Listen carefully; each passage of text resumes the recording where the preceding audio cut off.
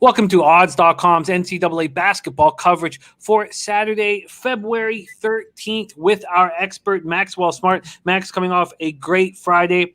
You went 5-3 plus 2.30 units. I tailed you on Cincinnati and Oklahoma State, +6 and +9 respectively. They both won outright. You had a nice looking day. Let's just go over it quickly. Maryland lost. Alabama cash by 30 some odd points. You got them -8.5. They won by 40 something. Wichita State lost. Purdue +1.5 lost. And then Tennessee -3 cash. Cincinnati +6 cash. Oklahoma State +9 cash. And then the coup de grace was the Cincinnati first half money line +155. Excellent work, Max. How are you doing today? I'm doing all right. I'm glad that the show picks were profitable, so I didn't have to come on here and feel like an asshole, so that's good. It's been a frustrating day. I just watched UConn lose to Creighton, so my friend Antel is probably laughing his head off, being like Max and his stupid UConn Huskies. So the thought of that is definitely raising my blood pressure and making me want to punch the wall. Aside from that, I've made money today, so I probably should just tone it down. I'm happy to be here with you. I'm happy to be here breaking down some games for the Odds.com audience. And I'm just hoping that I can keep it going. I think that you will be doing just that. And also, for everyone watching, we are going live Sunday, 6 p.m. Eastern, Max and I, for the bracket draw. We'll be watching live and commenting live and taking questions from the audience and talking basketball. So please join us Sunday night, 6 p.m. Eastern. Max, we don't have a lot of games with markets. So you have attacked the games that do have them. And we have 5 big games to attack. So are you ready to get to work, my friend? Yes, absolutely. We start bright and early, 11 a.m. Eastern, America East final. UMass Lowell Riverhawks, 11-11, 7-8 in conference versus Hartford Hawks, 14-8, 8-6 in conference. Upsets by both of these to get here. Chase Arena in West Hartford, Connecticut.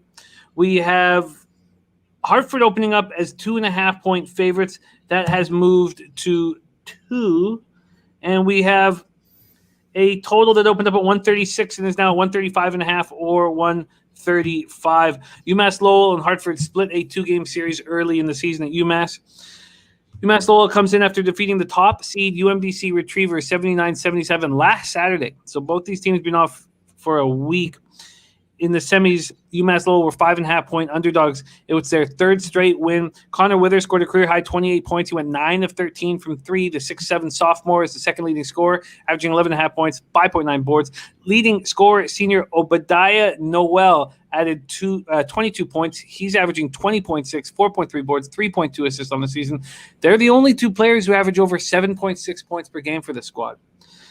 This team does, though, shoot the ball well. 46% from the field, 35.8% from 3, but they struggle from the line, hitting just 65.8%. Hartford finished the regular season winning 3 straight, carried that over by beating Vermont on the road as 9.5-point dogs. They shot the lights out. 62.8% from the field, 44.8% from 3. Leading scorer Austin Williams went for 25, 9 of 12, 4 of 6 from 3. Added 9 boards. He's averaging 13.6, 6.1 on the season. Tracy Carter added 22. He's averaging 11.4 on the season. The other player averaging double digits, 6'10", Miroslav Stoffel out of the Czech Republic, averaging 10.4 points, 5.5 boards.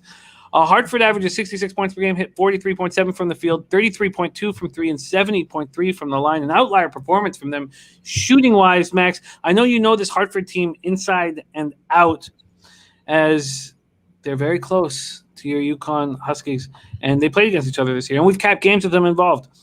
Max, the America East final, UMass Lowell, Hartford Hawks. Jim, when I look at this Hartford team, I'm like, yeah.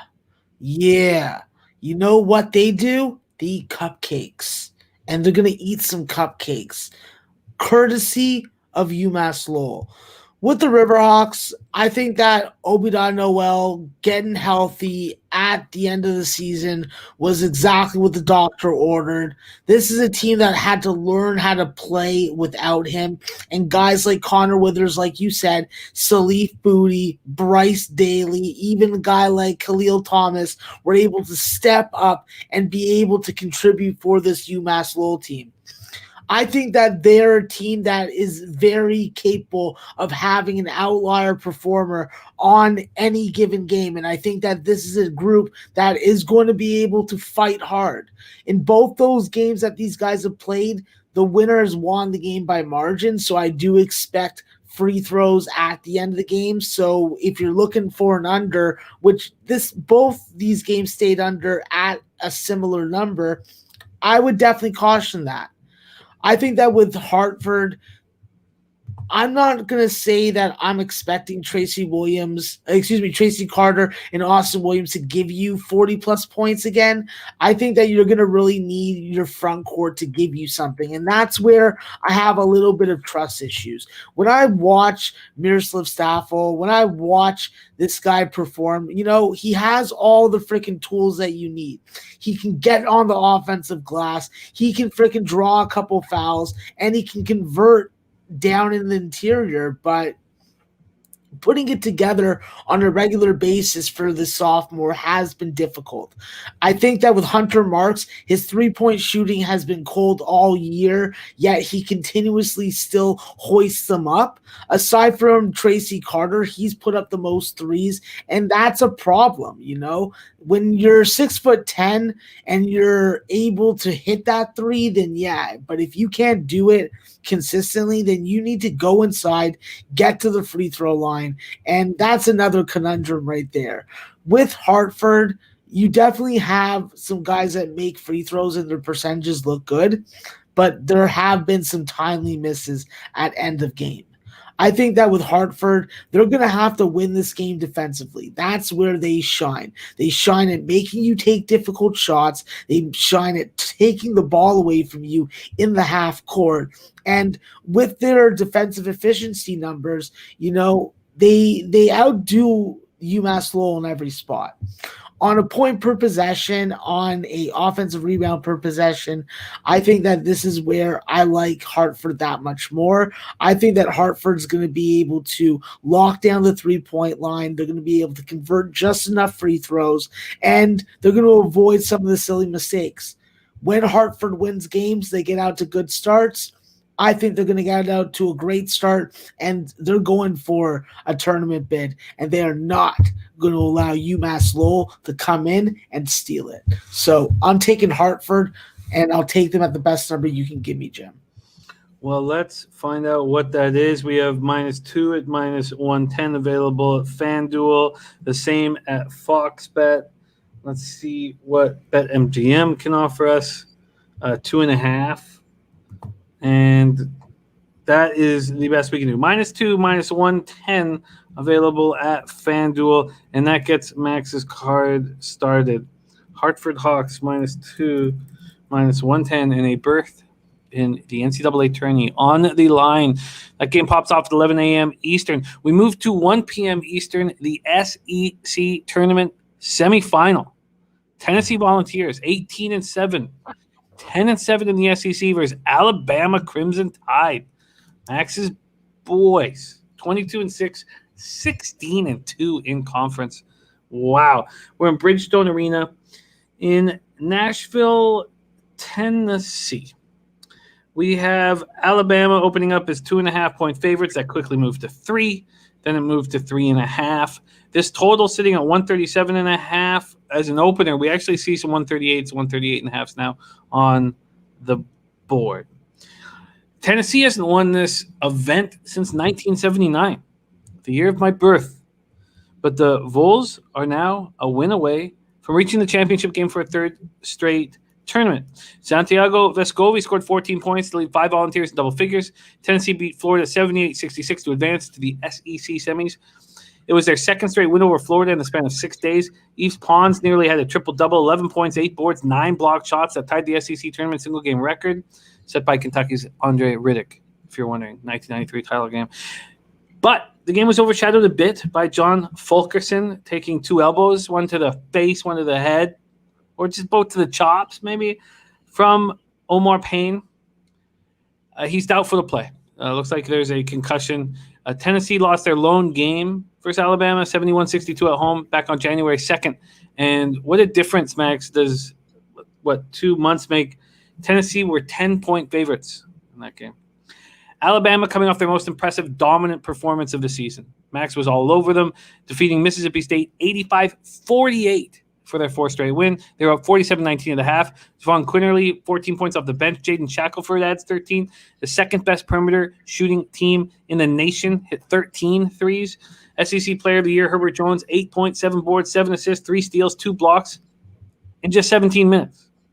Juwan Gary made all 4 shots for 11 points.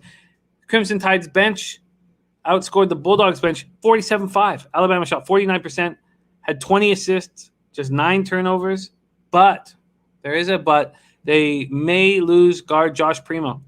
He left with 12 and a half minutes remaining with a knee injury, didn't return, taken to Vanderbilt University Medical Center for further observation. That could hurt them. Max, here we go. SEC tournament semifinal, Tennessee, Alabama. Jim, watching Alabama was just thrilling in the kind of way that only our friend, the master Jedi of unders, the man who makes unders great again, Noli knows, could appreciate. This is an Alabama team that I have said on this show, I think 3 or 4 times now, they want to be the best defensive team in the country. And god damn, did they put on a defensive performance today. They held Mississippi State 1 for 19 from the 3-point line. That is very, very, very nice. And when you look at it, I don't see what Tennessee is going to be able to change out of their structure right now to do anything to combat what Alabama's going to do. Alabama's going to suffocate you. They're going to frustrate you. They're going to throw you out of rhythm. And then on the other end, if you give them the opportunity, they're going to freaking take it right down the middle on you, coast to coast. They're not looking to freaking get into the half court, throw it side to side, inside and out, and look for the best shot. I think that when you look at this Alabama team, this is a group that has a lot of different lineups that they can throw at you. And with them playing their bench so much and their starters seeing, I think it was like under 25 minutes, I really like Alabama in this spot. I think that this is a spot where I'm taking Alabama first half. I'm looking for Alabama full game. I think that this is an Alabama team that's done a good job of getting out to big leads and being able to maintain them throughout the second half, where Tennessee has really had to come and play from behind. I think that when you look at the defense, this is where Alabama's going to have to shine. We know about Tennessee having very, I would call it sketchy, consistent offense with the young 5 stars and Springer and Johnson in the backcourt. You need expert outlier performances from them, and you just can't count on that on a game-to-game basis. While Yves Pons is definitely a quality player, an all-around type guy, I don't really see him being able to really command the respect of the opponent's defense, attract those double teams, and stop and be able to put up 25 points. I think that Alabama is going to be able to really suffocate Tennessee, chase them off the 3-point line. The one area that Alabama has trouble is just on the glass and keeping teams off the free throw line.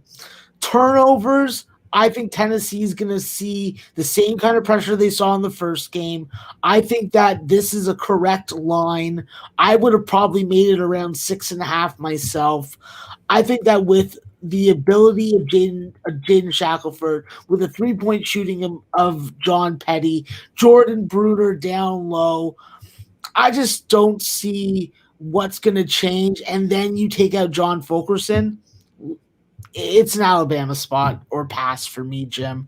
So give me Alabama, the best number you can get, and then I will also ask you to get me the best number in the morning on the first half. Max, do you want -3.5 and -110 or -3, -120? 3.5 minus 110.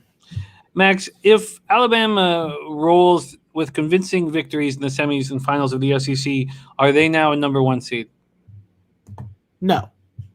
All right. Minus 3.5 at minus 110. And you don't want to be in Alabama's conference if you are a number 1 seed. Minus 3.5 and minus 110. That's available at FanDuel. And I will shop for first halves in the morning. We move on. 3 p.m. Eastern, American Athletic Conference Championship semifinal. Cincinnati Bearcats, 11-10, 8-6 in the American versus Wichita State Shocker, 16-4, 11-2 in conference. We're at Dickies Arena in Fort Worth, Texas.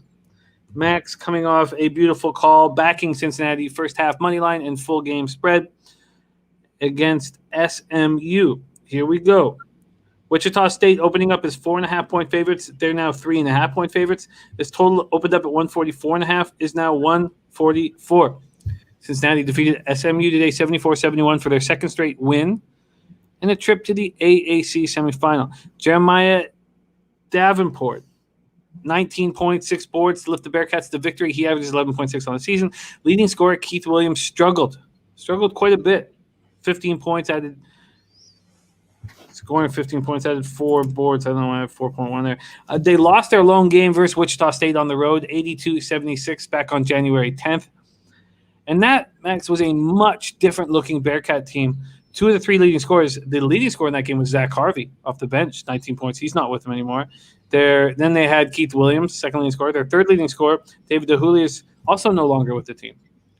Wichita State did not look good, barely getting past lowly South Florida. Leading scorer Tyson Etienne scored 20 points in a pair of foul shots with 8.9 seconds left to get the win.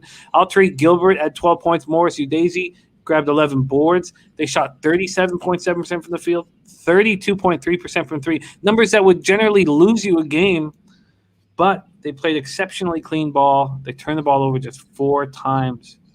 Max, a very interesting spot here. Cincinnati, Wichita State, AAC semis. Take it away. Yeah, Jim, I think that you have to also look at this game from a revenge aspect when you look at Cincinnati against Wichita. And what's going to help Cincinnati is they actually got David DeJulius back. He opted back in. He played today. Oh, wow. And that gives them another ball handler. And I think that's going to play a big factor against Wichita State, who does operate with 2 ball handlers on the floor at the same time in Altry Gilbert and Tyson Etienne. I think that when you look at the Cincinnati team, this is what I like about Cincinnati. Cincinnati is developing before our very eyes. They had a players-only meeting. They talked about a whole bunch of stuff, and we're seeing that play come out. Jim, I'm going with Cincinnati first half money line again, and I'm going with Cincinnati. I got 4, so I'm pissed that I'm going to have to take a 3.5 on the show. But when you look at the Cincinnati team, while they don't have a ton of depth, who they do have playing big minutes is what impresses me. When I look at this kid, I obviously look at his hair first, but Mike Saunders, this is the guy that makes the difference for me. When he came in to the game today, he really elevated Cincinnati's tempo. He elevated their attacking, and you know what? He can even get on the glass. So when you look at the Cincinnati team, they were able to subdue SMU and build that lead because they took the ball away from them. They minimized turnovers early. Late, they turned the ball over a bunch of times. So I have to discount that 17 that they have under the turnover stat. But even though Keith Williams had a bad shooting game, Jim, he still had 2 steals. He still had a block.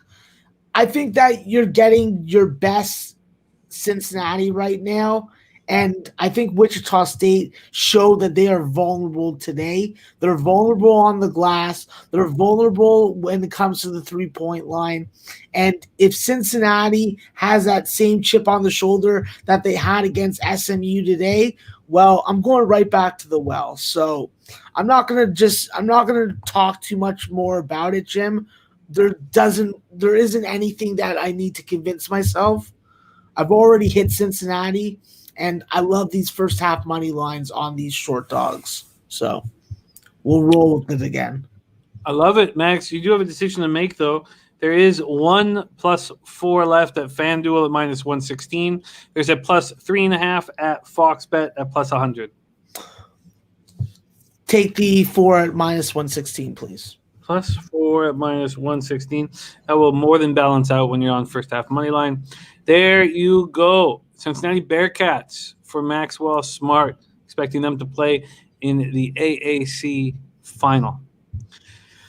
We move on to a giant game. The Big 12 Conference Championship. Number 12, Oklahoma State Cowboys. Man, were they fun to watch today, Max. 20-7, 11-7 in conference versus number 13 Texas Longhorns, who we did not get to see play today because they had a free pass into this final due to a positive COVID case for Kansas. We're at the T-Mobile Center in Kansas City, Missouri. We have Oklahoma State opening up as 1.5-point dogs. That's moved to 1. This total is sitting at 145. We've seen a few books drop it a hook to 144.5. Oklahoma State looked excellent. Excellent today. Knocking off the top-seeded Baylor Bears, 83-74. Cade Cunningham showed everybody why he may be the number 1 pick in the NBA draft. 25 points, 8 boards, 5 assists. And it's when he got those points and clutch. Avery Anderson was slashing, driving. 20 points for him.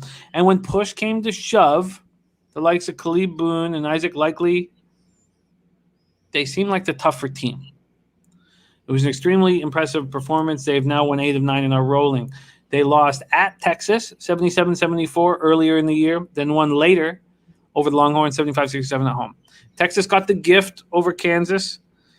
They were coming off finally getting over the hump by beating Texas Tech in their third try, 67-66 for their 4th straight win. Max was on them on the money line at +106. Senior Matt Coleman led the way with 19 points. Jace Febres finished with 15 points. Andrew Jones, 11. Jericho Sims, Kai Jones, 10 apiece. They're a deep team, very deep team, and you could tell against Texas Tech because they won despite Courtney Ramey and star freshman Greg Brown doing nothing, which is a very good sign. And now they have a freshness advantage, something that bothers me and will likely come in handy. Max, can't wait for you to break this down. Big 12 championship final, Oklahoma State, Texas. Does it get better than this? Listen, this is going to be probably one of the most exciting games to watch, Jim, because we're going to see two backcourts that know how to get to the rim, know how to spread the defense out, and forgive my goddamn language, but they know how to fuck with their eyes open. And listen, when you got two rabid fan bases, one that is expecting brilliance in Longhorn Nation and a coach that should have been fired by now, well, you got to get this goddamn title. And when you look at the other side and you look at this group, it's just real interesting from just so many aspects. I think that when you look at this game, you have to just make sure that you understand that Oklahoma State, if they win this bid, what is the NCAA going to do? They aren't allowed to play in the tournament. And if they won this tournament, how does the committee, how does the NCAA say, yeah, you went through the gauntlet, you showed everybody in the nation how badass you are, but no, you got to sit out. You can't come to Indiana. So, no. I think that Oklahoma State is going to prevail. I think that this is a bad number that we're getting with Oklahoma State. I would have liked to see something in the 3.5 to 4 range, but this is a spot where you take the money line. You gotta run with Cade Cunningham. You gotta run with the Canadian factor, Matthew Alexander Moncrief. You know, when you look at Avery Anderson, yes, the book is out. Everybody's talking about him. Now you got to be able to perform even though there's going to be an increased defensive presence on you. with Oklahoma State, it's going to be about who gets the last shot in this game. We've seen Texas play a lot of them. We just saw them play one and win it. I think that as long as Texas does not get out to, let's say, a 7 to 8 point lead early and really take away the confidence that Oklahoma State's built up, I just don't see how they can stop this train. They got so much to prove. It's such a big motivation spot for me. And listen, when you look at Oklahoma State, they do so many things well that just make you smile. The quality of defense that this young team plays, because let's remember, Texas is old. They have continuity. They have guys that have been playing together for 4 years. Like, they still have Andrew Jones on this lineup. So I think that Oklahoma State is going to be able to lock down the 3-point line, take away some of Texas's opportunities there. They're going to be able to get to the free throw line with frequency, and I expect a 30-plus point game from Cade Cunningham. And if we don't get that, then we're probably not winning this game. This is going to be a battle on the offensive glass. Oklahoma State has done a fantastic job of controlling the defensive glass, boxing out, keeping good offensive rebounding teams off the D glass. And I think that they're going to be able to do that one more time. You know, I can't harp on it more. This is such a big motivation spot for both these teams, but it is just so much bigger with so much more at stake for Oklahoma State, where Texas, I think, is comfortably in the tournament. So Oklahoma State, their one wart that they have on the side of their head that you can see every time you look at them, 17 turnovers a game. If they can pop that thing or get it laser removed, Oklahoma State, baby. I want some money line, Jim. I want some money line. I wish it was a bigger line. The best I can give you is plus 106. I'll take plus 106. No VIG. Good with that. Plus 106 at FanDuel. Plus 105 at Bet365. Max, any feel on this total at 145? I would have to be looking towards the under, but it's just not something that I have an edge either way. All right. There you have it. Giant game. Big 12 championship. Oklahoma State, Texas Longhorns. We move on to the final game that has a full market. So we will break it down. And it's a big one. Conference USA Championship. North Texas Mean Green, 16-9, 9-5 in conference versus Western Kentucky Hilltoppers, 20-6, 11-3 in conference. We're at the Ford Center at the Star in Frisco, Texas. We have this North Texas squad open up as a pick'em. Now we're 1.5-point favorites. This total opened at 128. It's now at 128.5 or 129. North Texas came into the conference tournament on a 3-game losing streak. They turned that around quickly. 3 teams they've defeated in 3 days and need just one more to get into the tourney. They started with a 76-56 win over Middle Tennessee, followed that up with a 61-55 win over Old Dominion before beating Louisiana Tech in a rock fight, as Max would call it, 54-48. Leading scorer, senior Javion Hamlet. God, he does everything. Came close to triple doubles in the first 2 games, then settled for 18 points, 6 boards, 5 assists in the Tech win. They shot 38.8% from the field and 17.6% from 3, and that's not like them. On the year, they shoot 48.2% from the field, 38.4% from 3, and 72.6% from the line. Western Kentucky has won 5 of 6. They're a very dangerous, tough team. They're coming off defeating UTSA 80-67 and then UAB 64-60. And UAB had little trouble dispatching North Texas right before the tournament started. And it all starts with 6'11 Nigerian junior Charles Bassey. He combined for 43 points, 16 boards, 9 blocks in those 2 wins. Bassey averages 17.7 points, 11.7 boards. Guard Tavion Smith is there to help, averaging 14.2 points per game. Max, here we go. Conference USA Championship. Take it away. Jim, this is probably one of my favorite games of the day. I am hyped for this game. This is retribution day. This is I come to eat your goddamn food day. You stole them from me last year. You stole from me the year before. Well, you ain't gonna do it again. It's Hilltopper time. It's Western Kentucky's time. It's Charles Bassey's time. What? Oh, Charles Bassey has a back injury. He may not play. No, Charles Bassey is fine. He's a man. He's going to ball because this is his time. No injury is stopping him. No mean green North Texas SOB is stopping him. And listen, North Texas has been good to me. Javion Hamlin, Martez McBride, James Reese, Zachary Simmons. It's quality players, you know. These are guys that can freaking make you money. These are guys that can freaking win you a lot of games. But nah, not today. Not today, my friend. I am all over Western Kentucky. While they don't match up on a defensive scale, I think that this is a game that you throw the numbers out the window. You look at the personnel, you look at what you line the game at, and that's about it. I think that Western Kentucky's a team that does a good job on the offensive glass. They do a good job of balancing their shot attempts and really keeping the defense on their heels. With their ability to convert free throws at the end of games, you're always confident when they get to the free throw line in an extended fouling situation. Obviously, with the three, there are very good candidates. I think that with Davion McKnight and Luke Frampton, these are the two guys that I'm hoping that can get real hot tomorrow. Luke Frampton came from Davidson to play for Rick Stansbury, to play for this opportunity to get to an NCAA tournament. This team is healthy. They are ready. They are ready to fuck, and I think that they are going to fuck the North Texas Mean Green tomorrow.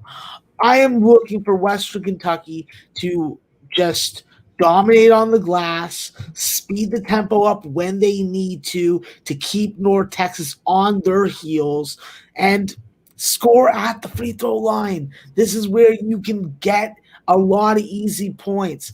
North Texas is going to try and frustrate you. North Texas is going to try and take you out of rhythm. North Texas is going to try and do things that other defenses have not done to you recently. Well, this is a built, strong team. Josh Anderson, Tavion Hollingsworth. These are the guys that are going to score for the backcourt. And I just think that we have seen too many heartbreak situations for this Western Kentucky team at this time of year in this tournament. No, not happening this time. Not on my watch. Cock soup is getting served in North Texas. Icy cold. Max, is the market move just based on Bassey being day-to-day? They're seeing day-to-day, but they didn't watch them play today. It's called you get treatment, and then you go and play the championship game. Would you like them on the money line at plus 105, or would you like that point and a half? No, money line. And that would be a plus 105 money line. Interesting. FanDuel has a minus 108 apiece. But FoxBet has them at plus 100. And BetMGM has them at plus 105. So we will give Max that. Western Kentucky Hilltoppers plus 105 to get into the dance. That concludes our show. 5 games that we have full markets on. So that's what we broke down. There was a couple extra ones, but these are the ones that we have full markets and Max is betting. And that is key. Here we go. Hartford Hawks -2 at -110. Alabama Crimson Tide -3.5 at -110. Then we have Cincinnati Bearcats +4 at -116. You also want the Bearcats on the first half money line, and I forgot to mention that you also want Crimson Tide first half as well. Then we have Oklahoma State on the money line +106, and Western Kentucky Hilltoppers on the money line +105. Does that all sound right? You know it, Jim. Max, it looks like the next time we'll see each other will be Sunday for our big live show at 6 p.m. Eastern. We will talk. There's a possibility where we can do something in between. But right now, this will put a bow on our conference coverage. Do you have any last words for all the great cappers, our friends and fans supporting the show? Yeah, listen, you guys are great. I always say that you guys are great because you guys are great. And if you guys weren't great, I'm a brutally honest person. I'd tell you otherwise. So just keep on doing your thing. Keep on staying freaking into the numbers and less on the teams. Make those monies, you know. Local strippers need your help. They do. And listen, ladies of the night, Their condos aren't going to pay for themselves. Let's win some money from our books. Let's help them out. Let's be community workers. Oh, well put. Well put. Man of the people, Maxwell Smart. On behalf of both of us and everybody at odds.com, let's have a big weekend. Tourney time coming up, baby. Tourney